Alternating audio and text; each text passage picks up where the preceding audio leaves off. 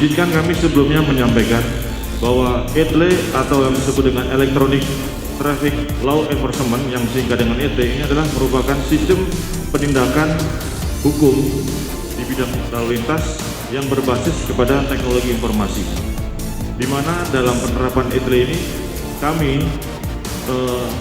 memfokuskan kepada pelanggaran-pelanggaran yang sering terjadi di lalu lintas. Ke depan, polisi lalu lintas hanya melaksanakan tugas-tugas yang bersifat mengurai kemacetan lalu lintas, menolong masyarakat yang mengalami kecelakaan, kemudian melakukan kegiatan-kegiatan yang pada saat itu butuh kehadiran polisi lalu lintas.